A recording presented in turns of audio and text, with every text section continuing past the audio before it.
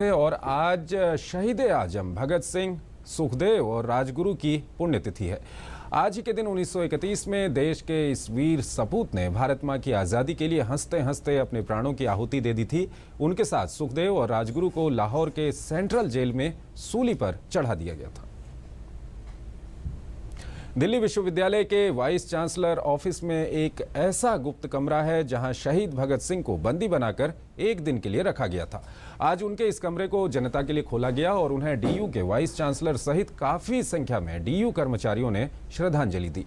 कहां और कैसा है ये कमरा, जायजा लिया हमारे संवाददाता गिरीश निशाना ने। दिल्ली विश्वविद्यालय के वाइस रीगल लॉज को आज एक दिन के लिए खोला गया है। फिर बात करने के लिए हमारे साथ मौजूद हैं अमृत कौर बसरा, जो इतिहासकार हैं दिल्ली विश्वविद्यालय में। मैडम, क्या इतिहास है इस कमरे का?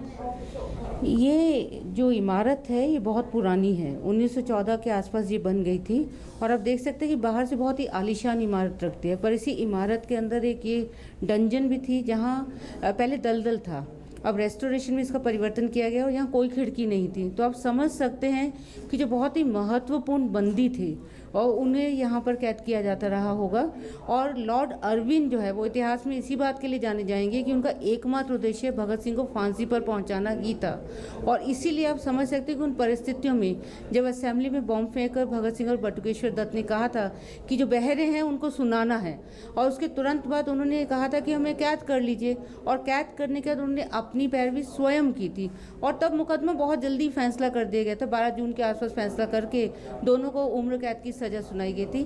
कहा यह जाता है कि उसके बाद उन्हें मियाँ वाली जेल में भेजा गया और वहाँ जाने से पहले एक रात को उनको यहाँ रखा गया।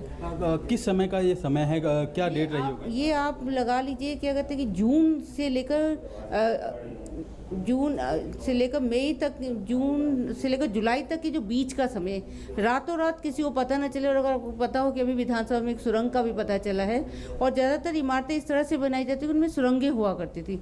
तो मेटकाफ जो दिल्ली कमिश्नर का घर है वो बहुत पास ही है। ये वाइस रीगल लॉज था, जो आर्मी कमांडर था उसका भी जो निवास स्थान था बहुत पास था।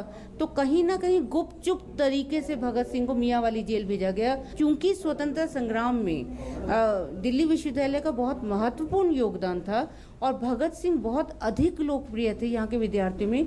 तो ये हमारा दायित्व बनता है, ये हमारी हेरिटेज भी है कि हम इसके बारे में और अधिक से अधिक विद्यार्थियों को और अधिक से अधिक आम लोगों को, नागरिकों को भी इसके बारे में पता लगाएं। तो ये पूरा प्रयास रहेगा कि इसकी परमानेंट एग्जिबिट यहाँ पे बने। तो कहीं ना कहीं लगातार प्रदर्शनी यहाँ लगाई जाती रहेगी, लोगों को इस कमरे के बारे में बताया जाता रहेगा। आप देखते हैं यहाँ पर शहीद भगत सिंह, सुखदेव और राजगुरु की फोटो लगाई गई है। कुछ देर पहले यहाँ पर वाइस चांसलर और पूरे दिल्ली विश्वविद्यालय के स्टाफ ने उनको श्रद्धांजलि दी है, ताकि इस कमरे के बारे में ज़्यादा से ज़्यादा लोगों को बताया जा सके। ये एक ऐसा कमरा है जिसमें एक भी खिड़की नहीं थी, तो आप अंदाजा लगा सकते हैं कि किस तरह से शहीद भगत सिंह इस कमरे में रुके होंगे। कैमरामैन प्रमोद नेगी के साथ गिरीश निशाना, डीडी न्यूज, दिल्ली।